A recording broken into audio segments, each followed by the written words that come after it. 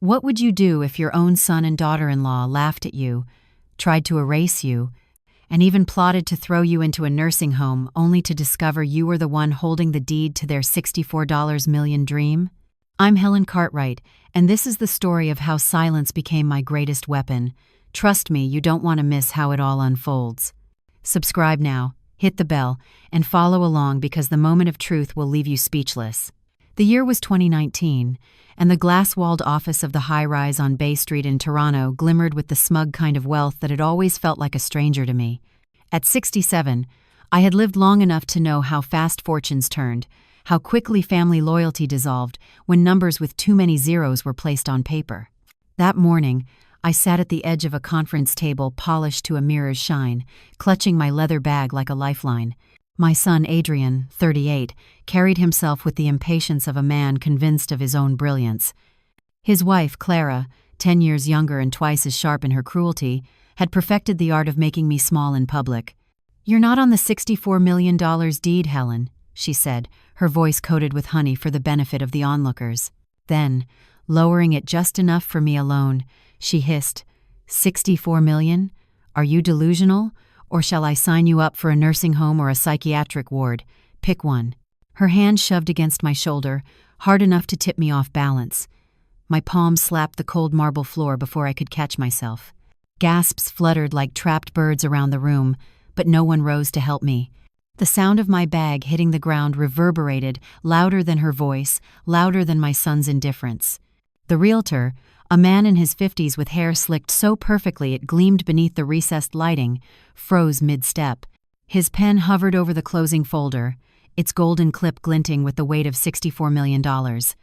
The other attendees, investors, lawyers, bankers in tailored suits, shifted uncomfortably in their leather chairs, not out of pity. Out of awkwardness, the kind that grows when humiliation is too public to ignore, yet too dangerous to intervene in. I rose slowly, my knees aching, my dignity shaking but intact. I straightened my wool coat, adjusted the cuff, and refused to let my eyes drop. Adrian glanced over, his body half-turned as though even acknowledgement might be too generous. "Mother," he said, flat as stone, "you are too old to understand real estate. Please don't waste everyone's time." It was not anger. Anger would have been human. It was dismissal, clinical, surgical, final. The air thickened. The faint aroma of roasted beans and polished mahogany that had seemed so sophisticated on my way in now felt suffocating, like I was breathing someone else's air. Clara, never missing her cue, leaned forward, her voice pitched just high enough to carry. "You are nothing more than a tenant in our home, and I swear, Helen, you will never set foot in that estate once it belongs to us."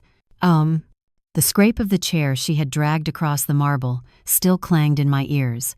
With deliberate calm, I bent, retrieved my bag, and walked to the corner where she had exiled me.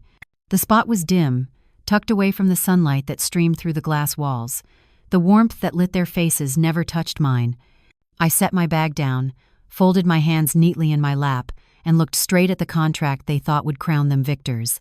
The cream-colored pages, bound with gilded clips, sat like a holy text at the center of the table. From my vantage point, I could see every expression. Adrian's eyes calculating, cold. Clara's smile sharp, triumphant, already savoring a future where I was erased. The realtor cleared his throat, regaining his rhythm. His voice flowed in polished phrases, rehearsed hundreds of times in other rooms like this one, yet he never once met my eyes. I let them all speak, their voices weaving arrogance into the air. I let them believe I was beaten, a shadow resigned to her corner. My silence was not weakness, it was strategy. For what they didn't know, what none of them had cared enough to consider, was that the final clause of that contract, the one buried on page 18 under language so dry most eyes glazed over, held my name. Not as a tenant, not as a guest. As the controlling owner. Through the Cartwright Haven Trust, I held 52% of Maple Crest Developments, a majority and sole title to the parcel the estate sits on. Nothing could be sold, pledged, or transferred without my signature. My silence wasn't surrender, it was leverage. And so, I sat in that dim corner, hands folded like a prayer, while their arrogance blinded them to the truth. The pen hovered above the page. The realtor inhaled to speak the line that would shatter their certainty. I had been erased before. But this time, the ink would write me back in. Pens began scratching across the paper as the first signatures were placed. Chairs shifted, glasses of water were sipped. Life went on as though I had simply ceased to exist in that space. But I was still there, watching, breathing, calculating. Every so often, someone would glance at me brief, almost guilty glances before quickly looking away. It was as though acknowledging me might disrupt the fragile balance of civility they were clinging to. Their words replayed in my mind like a recording. 64 million, delusional, nursing home, mental hospital, tenant, never set foot. Each phrase landed like a stone, not as a fresh wound, but as another brick in the wall I had been building for years. They thought their insults sharp enough to cut me down. What they did not understand was that I had lived through colder words than theirs. Boardroom betrayals, empty condolences, family quarrels whispered in corridors when they thought I was too old to notice. My face remained calm, my posture straight, my breathing even. To them I must have looked like a relic, quiet, harmless, irrelevant. They had no idea that silence can be the sharpest weapon of all, that patience can be more dangerous than rage. So I sat there, half in shadow, letting them believe what they wanted to believe. Let them think they had succeeded in pushing me aside. Let them believe the seat in the corner meant defeat. I knew something they didn't, something that would turn this day upside down before it was over. And as their pens scratched across the final pages, I smiled just enough for myself, not enough for anyone else to see. They say the worst wounds are the ones that never bleed. Mine were the kind carved slowly, over years, with words and small acts that everyone else dismissed as nothing. But I remembered every one of them. My name is Helen Cartwright. I was born in Ottawa, raised between modest means and stern expectations. I have spent 67 years working hard, keeping quiet, and learning how easily people mistake quiet for weakness. But on that day, in that glossy real estate office on Bay Street, I was anything but weak. I still recall the first time Clara, my daughter-in-law, introduced me to her friends. I had spent the morning preparing snacks, straightening the house, ensuring everything looked perfect. When the doorbell rang, I expected at least a polite introduction. Instead, with her brightest smile, she gestured toward me and said, "This is our longtime housekeeper." Her friends chuckled, assuming it was a joke. She never corrected them. I stood there, tray of tea in my hands, the porcelain cups warming my fingers, while the cold in my chest spread deeper. It never stopped with that moment. There were birthday dinners where my chair was mysteriously missing, investment meetings I was too old to attend, family photos where I was edged out of the frame. Each slight was a thread woven into the tapestry of erasure they were crafting for me. But I remembered. I remembered them all. So when Clara leaned across the table earlier and called me nothing more than a tenant, when Adrian dismissed me as too old to understand, they believed they had finally silenced me. What they didn't realize was that the silence was mine, and silence, properly timed, is not surrender, it is strategy. I had listened more than I spoke. I had read the contracts they skimmed. I had sat quietly in offices while lawyers explained conditions, trusts, and shareholder agreements. They thought I wasn't paying attention, but every dismissal had sharpened my focus. Every exclusion had made me more determined. So yes, I sat in the corner while they signed, while they congratulated themselves on their cleverness. I let them believe I was irrelevant, because belief is cheap. The law, however, is not. As the last pen settled on the final page, the realtor cleared his throat. His practiced voice faltered, just enough to ripple through the room. He shifted the folder, the golden clip catching the light, and for the first time that morning, his eyes flicked toward me. It was a brief look, but it was enough. My pulse steadied, not from nerves, but from certainty. Because buried in those cream-colored pages, under language so tedious most readers glazed over, was my name. Not as tenant, not as charity case, as majority shareholder. I remained still, letting the silence stretch, letting unease creep into their laughter. Let them believe I was finished for one breath longer. Because when the realtor read aloud what they had overlooked, the air in that room would fracture, the balance of power would shift. And it would not be Adrian's words remembered that day, nor Clara's smug laugh. It would be mine. It was not an isolated moment. That same air of condescension bled into everything. I took pride in my little vegetable patch behind the house, rows of lettuce, tomatoes, and herbs I had tended since before Adrian and Clara moved in. One morning, I found the compost bin overflowing with perfectly good vegetables. My daughter-in-law caught my gaze from the patio and shrugged. "They're not certified organic like the store sells," she said. "I don't trust what you grow in the dirt out there." As if the earth I had cared for my whole life was somehow beneath her standards. I tried to bring something of my own into the house once, a solid oak dining table I had found at an estate sale, the kind of piece meant to last generations. I polished it until it shone, set it in the dining room, and allowed myself a quiet smile. For me, it was more than furniture. It was continuity, permanence. That evening, Clara walked in, took one look, and laughed. "This old thing? It looks like it belongs in a cabin fireplace. We could burn it for warmth in the winter." Oh, the next day, it was gone, replaced by a glass and chrome table that looked cold no matter what meal was served upon it. They began to chip away at my place in the house in more tangible ways. One month, Adrian sat me down at the kitchen table, papers in hand, his tone rehearsed like a business presentation. "You'll now be responsible for your own utilities. It's only fair you have your own room, you use electricity." Oh. What he did not say, and what he perhaps chose not to remember, was that I had paid off the remaining mortgage on that house years earlier. I had emptied my savings so that he and Clara wouldn't lose it. My sacrifice was reduced to a line item on his ledger. That didn't count for much anymore. Then came the matter of my wedding ring. The one thing I had left from my husband, a simple gold band, worn smooth from decades of love and labor. When they started dabbling in the stock market, Adrian suggested I sell it. "We could use that money for investments, Mother. Make it grow." When I refused, Clara scoffed. "You're just selfish, clinging to a couple of rusty rocks." She said it as if a lifetime of marriage could be reduced to scrap metal. But the worst came when I fell ill. It began quietly, just a cough that lingered, a fever that refused to break. It landed me in the hospital for a week. I thought about the comfort of returning to my own bed, my pillow, the quiet corner of the house I had carved out for myself. When I walked through the front door, still pale and unsteady, I found my bedroom door shut. A stranger's suitcase sat by the hall. "What's going on?" I asked, my voice still hoarse. Clara didn't even look up from her phone. "Oh, that's Jenna. She's renting your room for a few months while you recover. It just makes sense financially." I stared at her, then at Adrian, who leaned against the wall, arms crossed, avoiding my eyes. The space I had thought of as mine was gone, given to a stranger for a few $100s a month. I wanted to rage, to demand answers. But I knew rage would only feed them.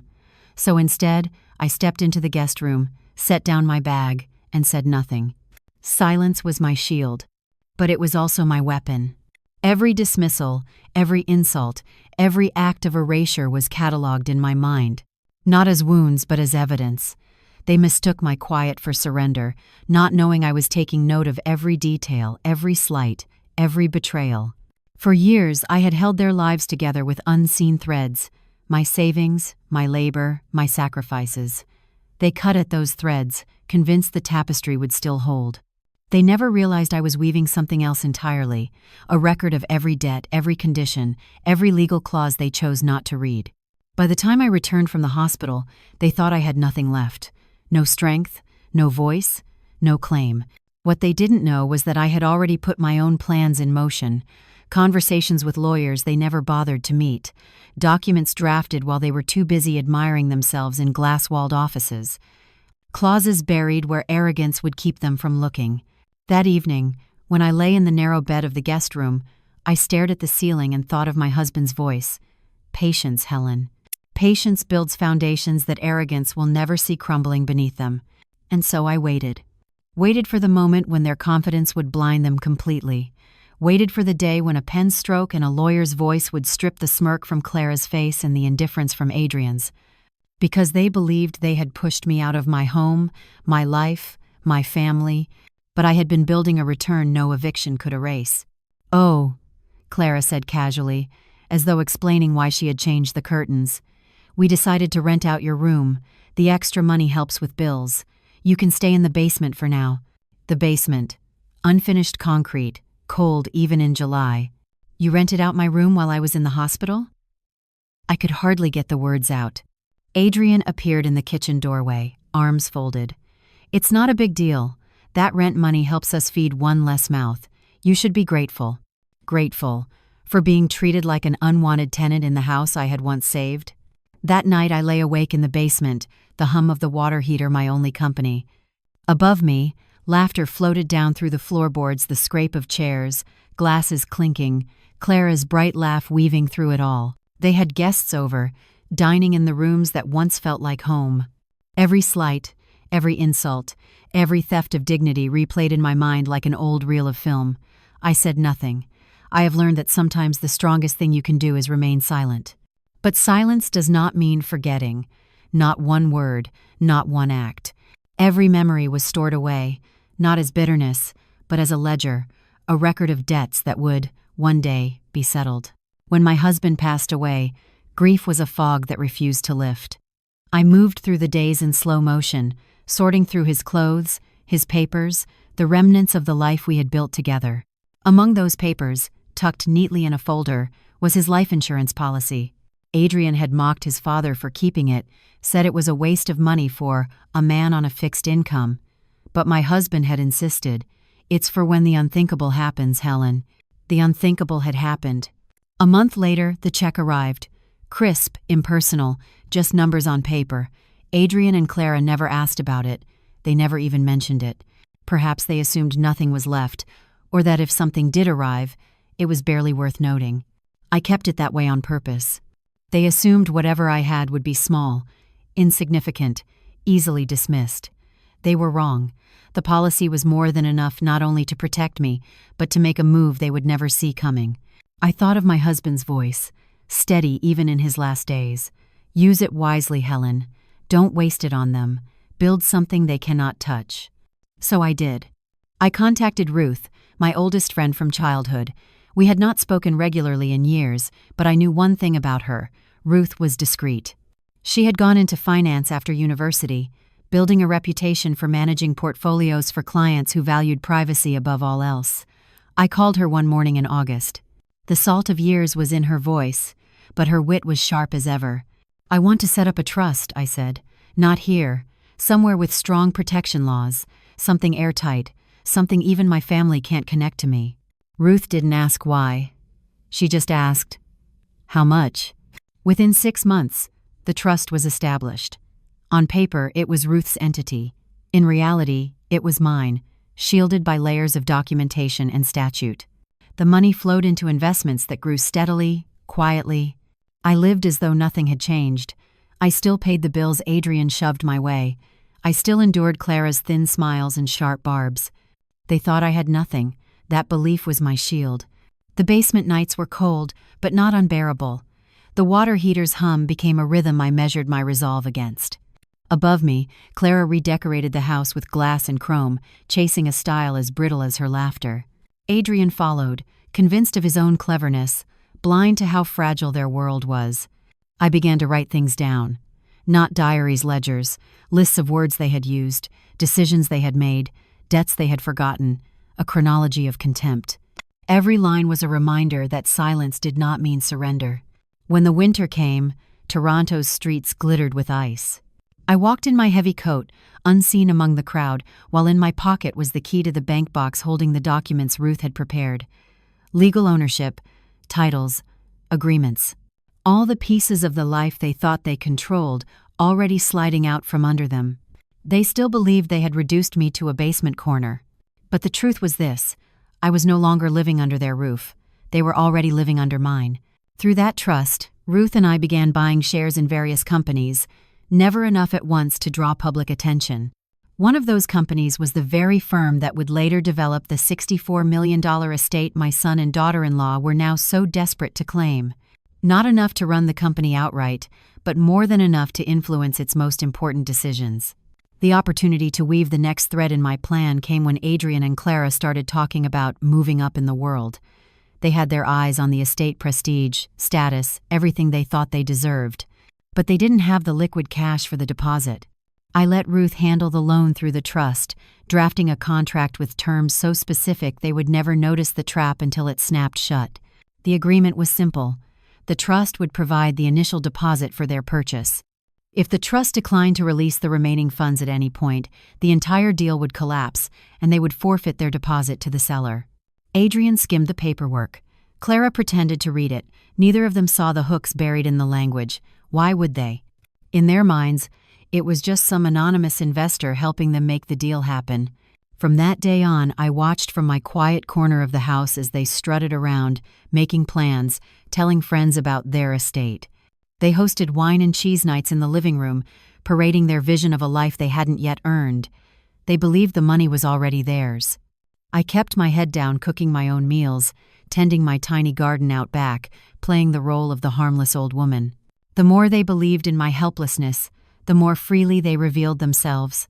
Every greedy impulse, every cruel remark, every smug assumption that I was nothing. Privacy was my shield. The trust was layered through holding companies, each with its own registered agent and mailing address in a different province and 2 different U.S. states. My name did not appear on any document. Even if they had the sense to look, they would have found nothing but dead ends and legal mazes. Ruth handled all correspondence. I never touched a piece of paper directly. The shares in the construction company were listed under the trust's name, as was the loan. On paper, I was invisible. What no one in that room could have guessed was that the trust was not just a silent investor, it was the legal owner of the very parcel of land the estate was being built on. In every registry, the land belonged to the trust, and the trust belonged to me. They thought they were dealing with a faithless financier, never realizing that every brick they coveted was already sitting in my hand. And invisibility has its power. I could sit at the kitchen table while Clara boasted over the phone about how the deal was moving forward, how the stupid seller would never see them coming. She described the parties she would throw in the grand hall, the friends she would invite, the wings of the house she would modernize. Adrian nodded along, already imagining his name on the deed. Sometimes they would glance at me while talking, a flicker of irritation crossing their faces, as if my presence somehow spoiled their fantasy. But they never suspected. In their story, I was just the obstacle, an aging mother whose role was to get out of the way. I sharpened my silence, rehearsed my composure. The irony was exquisite. They were bragging about conquering an estate whose foundation, legally and literally, was mine. Every dollar of their deposit sat in my trust. Every timetable they relied on ticked according to my approvals. I listened, noted dates and figures, and when Ruth sent updates, I memorized them. The trust's ownership had been structured so that even a subpoena would hit a wall of client privilege. Clara prided herself on reading fine print, but she had skimmed right over the clauses that would break her. In the evenings, down in the cold basement, I would review my husband's old journals. His handwriting slanted but steady. "Don't let them take your dignity, Helen." He had written it years before any of this happened. Those words became my mantra. By winter, the estate was weeks from its final closing. Adrian and Clara were at their most unbearable ordering custom furniture, talking about their grand entrance on move-in day. Their voices swirled through the vents above my narrow bed. I thought about the signatures they would soon place on the final documents. They would sign thinking they had won.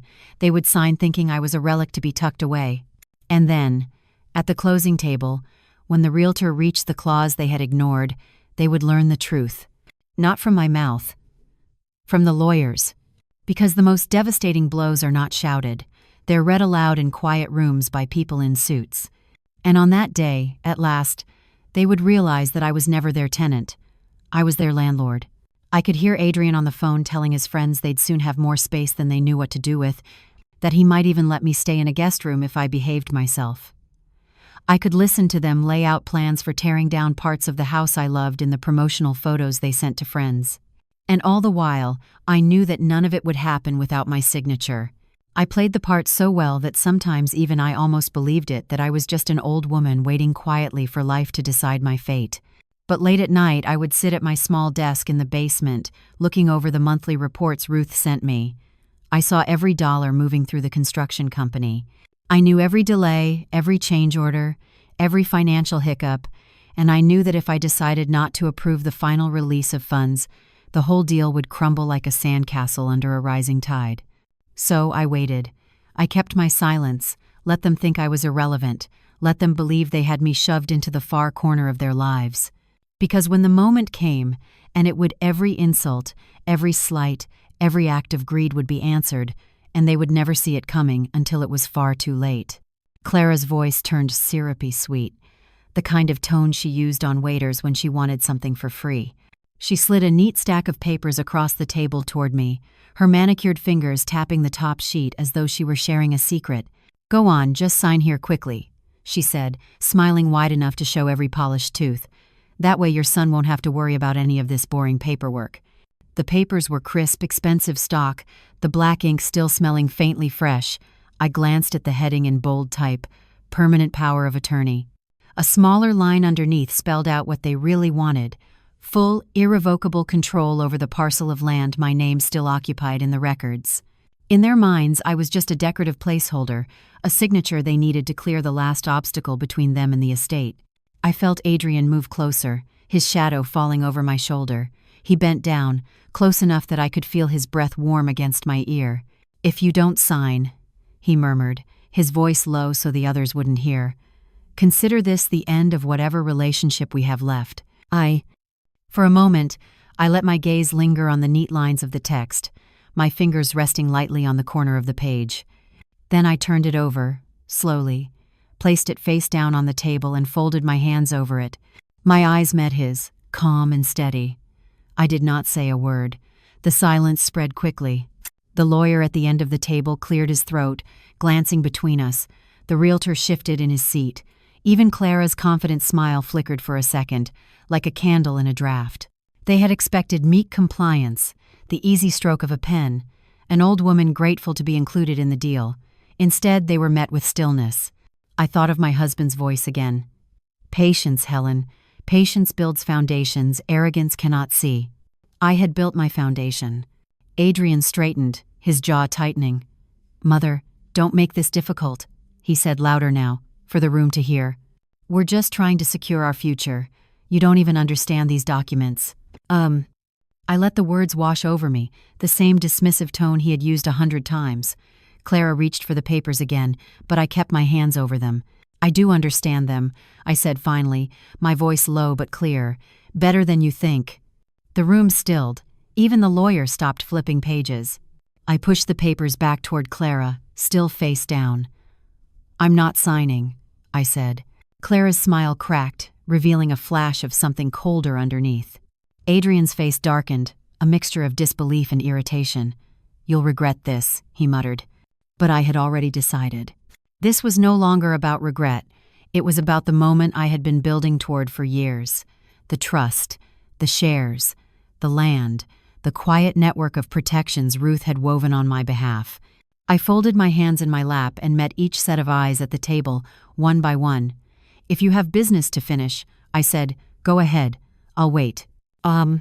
Silence filled the room again. Heavier this time. No longer the silence of an old woman cowed by her children, but the silence of a storm forming just beyond the horizon. Above us, somewhere in the city, snow was beginning to fall.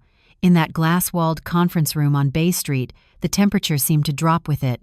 They thought they held all the power because they had the papers. But I had the land, and soon everyone in that room would find out what that meant. The room, once filled with the shuffling of papers and polite murmurs, grew still. The realtor's hand hovered above his pen, unsure whether to break the moment. Across the table, a lawyer adjusted his glasses but didn't speak. Even the hum of the overhead light seemed louder. Clara's smile faltered. "It's just a formality," she said, her voice tightening at the edges. "We're all on the same side here. The mortgage broker coughed into his fist, glancing between us like a man watching a storm gather over calm water. Adrian straightened up, his jaw clenching. "Mother," he said, louder this time, "do not make this difficult. You have no reason not to sign."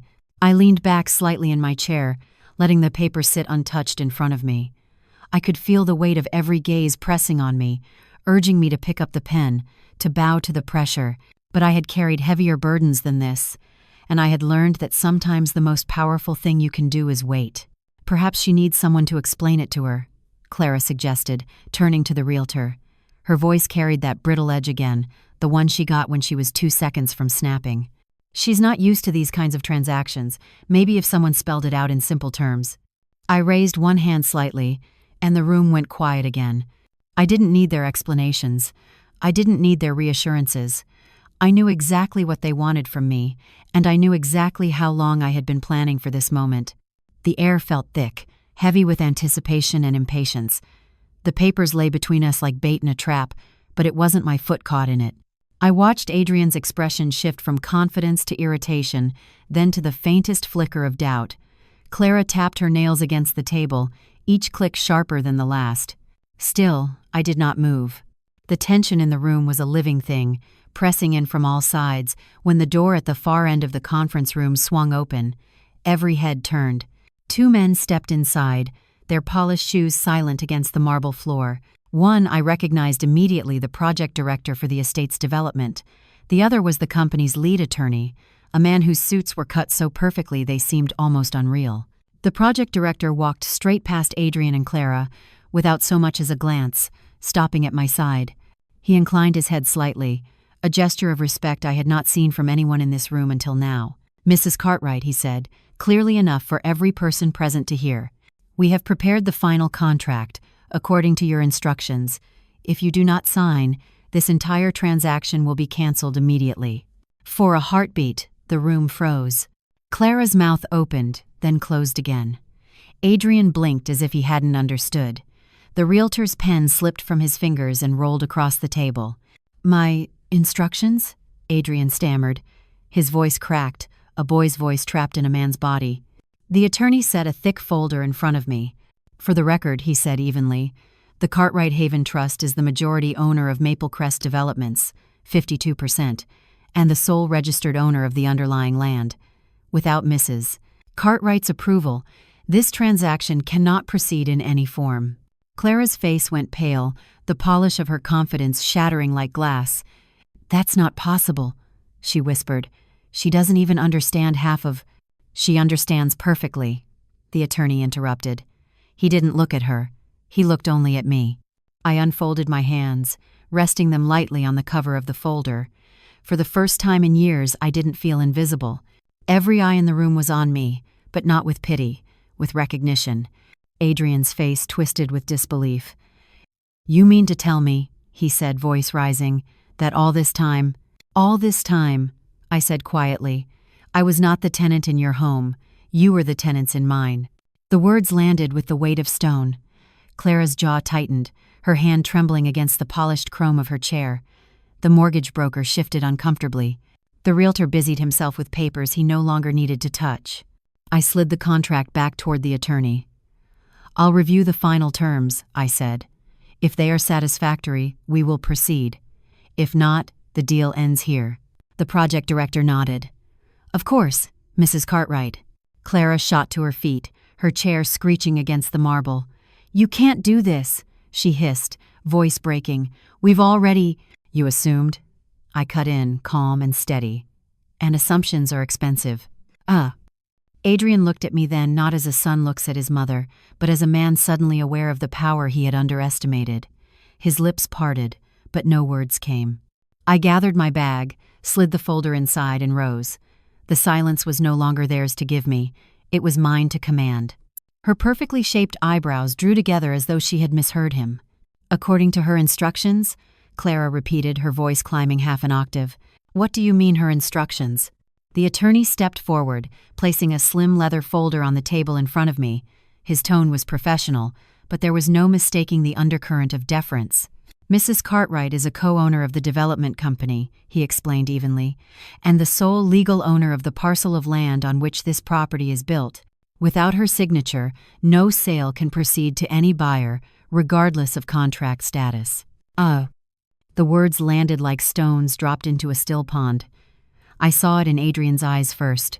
The confident gleam snuffed out in an instant, replaced by confusion, then dawning horror. Clara turned sharply toward him. "You said she was just on the paperwork as a formality," she hissed, her voice sharp enough to cut. Adrian stopped himself, glancing around at the silent witnesses in the room. His face tightened, flushing with the realization that whatever private power play he thought he was staging was now unfolding in front of an audience. The realtor's eyes darted between us, clearly recalculating the entire situation. The mortgage broker shifted uncomfortably in his seat, now fully aware that this was no ordinary closing. The two lawyers seated near the end of the table exchanged quick, knowing glances.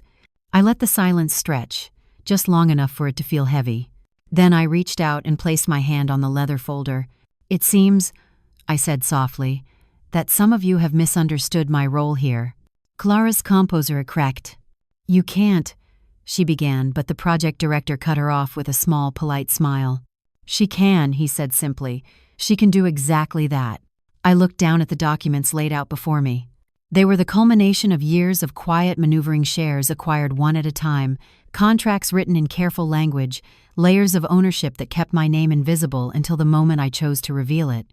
I had been patient enough to let them believe they held the reins. When I looked up, Adrian was leaning forward, his palms flat on the table. "Mother," he said, his voice tight, "we can work this out privately. Just sign the papers and—" "Privately?" I let the word roll slowly off my tongue. "No, I think we'll keep this right where it is in the light." His jaw clenched. Clara's hands were curled into fists in her lap. The people around the table were silent, but I could feel their attention like a spotlight. The attorney tapped the top page gently. "Whenever you're ready, Mrs. Cartwright."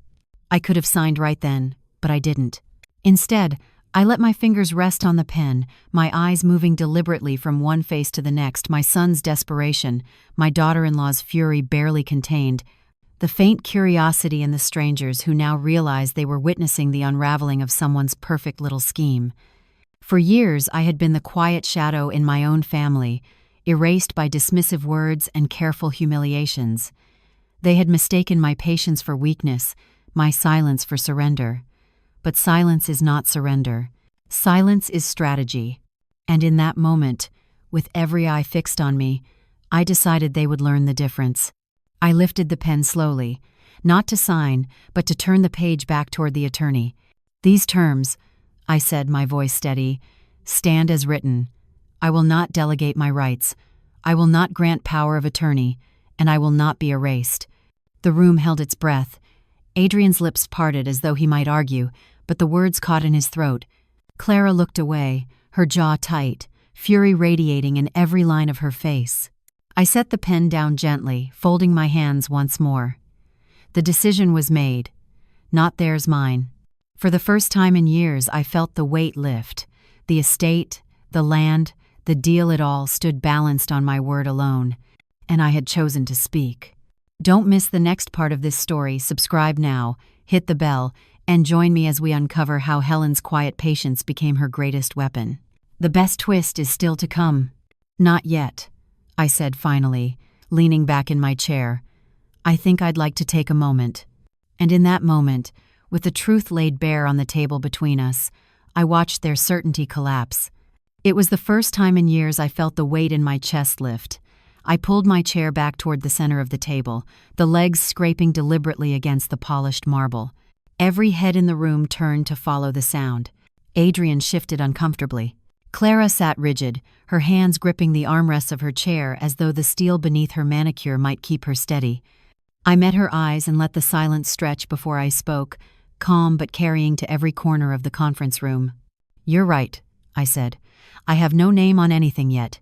But today, I'm going to put my name on every place you ever dreamed of stepping foot in." She blinked, unsure whether to laugh or frown. Adrian opened his mouth to argue, but I was already uncapping the pen. The room was silent, except for the faint, deliberate scratch of the nib across the paper. Clara leaned forward, lips parting in anticipation, until her gaze landed on the heading at the top of the page. The triumph in her eyes faltered. Because in my bag was not one set of documents, but two. The first, the sale contract they expected, still lay untouched before me. The second had been prepared quietly by the foundation's lawyers over the past month. While my son and his wife had been gloating over their impending closing, I had been arranging a closing of my own. One that could be executed in this very room, on this very table, without ever leaving my chair. Every legal clearance, every signature from the city, every stamp of approval had already been obtained. It was all ready, waiting only for my pen. And it wasn't the sale agreement Adrian and Clara believed it was. It wasn't a transfer into their hands. It was a deed of donation, transferring the estate into the ownership of the Haven House Foundation, a nonprofit shelter for elderly women abandoned by their families. I had negotiated the terms quietly with the foundation's director weeks ago, and there was one extra clause, printed in clean, unshakable legal language no one in the room could miss. The property would list 2 honorary sponsors in every publication, every plaque, every fundraising gala my son and his wife. Their names would indeed be remembered, but not as lords of a private estate, as the unwilling benefactors of a shelter they had tried to steal. The project director smiled faintly as I slid the signed pages across the table toward him. "We'll finalize immediately, Mrs. Cartwright," he said, his voice steady. Adrian's face drained of color. "Mother, what are you doing?" "I'm making sure this house belongs to people who will actually use it for good," I said evenly. "And I'm making sure your names are remembered, just not in the way you imagined." Clara shot to her feet, her chair screeching against the marble. "You can't." "Oh, she can," the attorney interrupted, his tone cool, not even looking at her. "And she just did." "Oh." The room fell silent again, only this time the silence belonged to me. I gathered my pen, slipped it into my bag, and stood. The project director shook my hand with a quiet respect Adrian had never once shown me. For the first time, I felt steady, rooted, untouchable. That night, as I sat in the basement, I listened to the muffled arguments upstairs, Clara's furious voice slicing through the walls, Adrian's feeble attempts to calm her. Their empire had crumbled before it had even begun. And yet, the morning after, before they had finished reeling from the loss, the second part of my plan unfolded. Because patience does not mean passivity. I had kept my phone's voice recorder on during more than one of Clara's rants, her sneering words about me, about the estate, even about Adrian. Words sharp enough to cut, words she never thought would leave the walls of our home. And now, they would.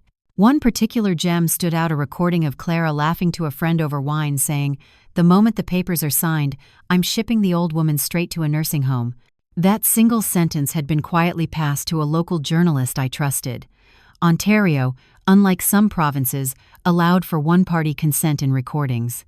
As long as one person in the conversation agreed, it was perfectly legal, and I had been agreeing, silently, every time she spat her venom in my direction. That little line of law made the difference between revenge and liability, and I was careful to stay on the right side of it. By noon, the recording was everywhere. Facebook, Twitter, local news sites, neighbors they had smiled at for years now turned away from them in the grocery store aisles. Their friends stopped calling. Invitations dried up. By the end of the week, the whispers had become open contempt. Toronto may be a big city, but communities are small, tight circles when it comes to gossip. And when someone shows their teeth at family, people remember. They were no longer welcome at fundraisers, community galas, or even the cafe where they once held court over cappuccinos. The very people they had wanted to impress with their estate now crossed the street to avoid them. It was poetic, really. They had wanted a house to prove their worth. Instead, they were left with a reputation that no amount of property could ever buy back. And the house they thought they would live in? It was now a safe haven for elderly women abandoned by their families. Women like me, except these women would be met with warmth and dignity when they walked through its doors. I had given Adrian and Clara what they wanted, in a way. Their names were etched in gold letters on a plaque in the estate's grand foyer. But next to them, in even larger script, was a dedication, in honor of the women who are never forgotten. They had wanted my silence to mean weakness, but my silence had only been the space I needed to aim. And when I finally took my shot, I made sure it landed where it could never be erased. It was barely 4 months later when the cracks in their perfect little facade began to show. The whispers had sharpened into something more lethal, business deals falling apart, clients suddenly unavailable, partners pulling out of joint ventures without explanation. The public humiliation from that recording hadn't just damaged their social standing, it had gutted their credibility. First, they sold the luxury SUV Clara had used to parade down Bay Street like it was a crown. Then the boat, then the suburban house they once called their forever home. Piece by piece, their empire of image collapsed. By the 6th month, they were living in a cramped rental apartment near Scarborough, trying to maintain appearances with smiles that never reached their eyes. I would hear updates from neighbors or old acquaintances, Clara arguing with landlords, Adrian scrambling for freelance work that no longer paid what it once did. And then, on a rainy afternoon in early autumn, there was a knock at my door. I opened it to find them standing there, Adrian and Clara. They looked as though the color had been washed out of them. My son was thinner, the lines around his mouth deeper, his eyes sunken with sleepless nights. Clara looked older too, but not in the graceful way time ages a person. No, hers was the kind of aging that came from bitterness eating through bone. They stood close together under a single umbrella, rain dripping off the edges, pooling at their feet. For the first time in years, they didn't look powerful or smug. They looked tired. Hollow. "Mother," Adrian said, his voice low, almost breaking. I didn't answer right away. I let the silence linger, the same silence they had once mistaken for weakness. This time, though, it was mine alone to command. "Mom," Adrian began, his voice low, almost breaking. We don't have anywhere else to go." Clara kept her eyes fixed on the floor, her hands twisting the strap of her bag until the leather creaked. She didn't speak. And for a moment, I wondered if the weight of her own words, spoken months earlier about shipping me off to a nursing home, was pressing bitterly on her tongue now. I stepped back from the doorway and gestured inside. "Come in," I said. My voice was calm, polite, without a hint of the storm that had raged in me once. They followed me into the kitchen, where I poured 2 glasses of water and set them gently on the table. Neither of them touched the glasses. Their hands stayed folded, restless, as if holding on to the last shreds of dignity they thought they had left. Adrian was the one to speak again. "We just need a place for a while until we can get back on our feet." I sat across from them, studying their faces. For a flicker of a moment, I saw the people they had once been before greed, before contempt hollowed them out.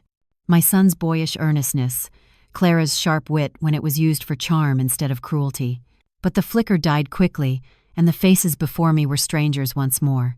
I took a slow sip from my own glass and set it carefully on the table. "You know," I began, my voice measured, "there's a very nice nursing home in the next town over. Good food, clean rooms, friendly staff." Their eyes darted toward me, uncertain. I leaned forward slightly, my gaze steady on Clara. "You once told me I could choose between a nursing home or a mental hospital," I said softly. "Well, I chose neither. But for you," I let the pause hang, deliberate, sharp. "The nursing home sounds perfect. You should try it." The words landed like a stone in still water, ripples spreading across the silence.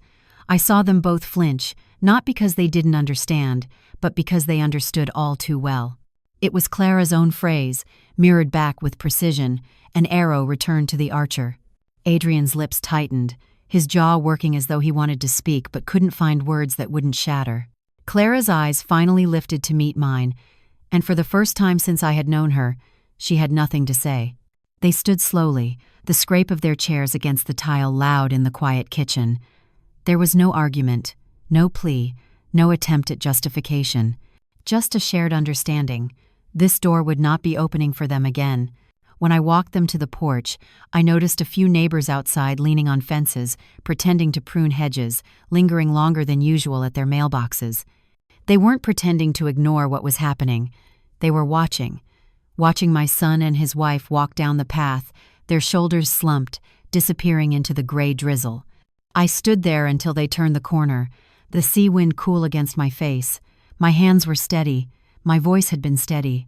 But inside me there was something else. Not joy, not triumph, but a deep, quiet satisfaction. The ledger I had been keeping for years was balanced at last. I didn't need to slam the door behind them. The silence was enough. Later that afternoon, the sun broke through, spilling across the garden in a warm golden wash, turning every leaf into a panel of stained glass. I crouched low among the lettuce beds, the earth cool and soft beneath my fingers. The scent of rosemary and damp soil rose with every movement, mingling with the faint briny tang of Lake Ontario drifting inland. Behind me, one of the hens let out an indignant cackle, as if she had just laid the most important egg in the history of hens. I smiled without looking up. The chickens didn't care about reputations, or bank accounts, or grand estates. They only cared about the earth beneath them, the sun above them, and the small, steady rhythms of life. For the first time in years, I realized I cared about those things too. They cared about seeds scattered on the ground, sunlight on their backs, and knowing exactly where they belonged. I reached for another head of lettuce, twisting gently until it came free, the roots dangling with clumps of dark soil. My knees ached a little, but I didn't mind. I had learned to cherish aches that came from honest work. They were nothing like the slow bruising that comes from being diminished every day in your own home. From where I knelt, I could see the small wooden gate at the edge of the yard. Hanging from it was a hand-painted sign, "Welcome to Grandma's Garden Entry by invitation only." The letters were bold, the paint still fresh. To most people, it would look like nothing more than a quaint decoration. But to me, it was a declaration. This was my space, my rules, my peace. I set the lettuce into the basket beside me, the pile already rich with tomatoes, carrots, and sprigs of basil. The rhythm of the work soothed me. Pull, shake, place, repeat. It quieted my mind the way the tide smooths stones on the Lake Ontario shore. In the distance, I could hear the faint hum of traffic from the Gardner Expressway, the world spinning with its rush and noise. But in my garden, time slowed to the pace of a heartbeat. I straightened, brushed dirt from my hands, and let my eyes wander over the rows of green. The sun dipped lower, turning my shadow long and thin across the path. My hair, once dark and heavy, now caught the light in silver strands that shimmered like spun glass. And in that stillness, I spoke not to anyone in particular, but to the air, to the soil, to the silent witnesses of my life. "Silence does not mean weakness," I said, my voice steady, low. "It only means I am waiting for the right moment to speak my final sentence." A gull cried overhead, circling before gliding west toward the horizon. I watched it disappear, my heart as calm as the water it sailed over. There was freedom in knowing that I had chosen my moment, and that I had spoken it without shouting, without rage. Just truth, at the exact time it needed to be heard. I bent to gather the last few vegetables, the basket now heavy, the scent of fresh greens rising with the warmth of the day's end. The hens wandered closer, clucking softly, their curious eyes following my every move. Their sounds were like a chorus of approval, as though they too recognized the order that had finally been restored. As I walked toward the gate, I passed the sign again. The words caught the last of the sunlight, glowing for a heartbeat before shadows reclaimed them. Entry by invitation only. It wasn't about keeping people out. It was about knowing who was worth letting in. I opened the gate, the hinges creaking softly, and stepped inside my little house. The garden lay behind me, the lake beyond, and the life I had reclaimed all around. For the first time in years, I closed the door without the weight of unfinished battles pressing on my shoulders. Everything that needed to be said had been said. Everything that needed to be done had been done, and the rest was mine. I set the basket on the counter, washed the soil from my hands, and watched the sun's last glow fade across the water. I've carried silence like armor, and when the time came, I used it as my sharpest weapon. My story is not just mine. It belongs to anyone who has been dismissed, underestimated, or told their voice didn't matter. If my journey resonated with you, leave me your thoughts below. Tell me what you would have done in my place. Share your own moments of quiet strength. And remember this, you don't always need to fight with noise. Sometimes the greatest victories are won with patience, timing, and truth. Support me by subscribing, and let's keep reminding the world silence is not surrender.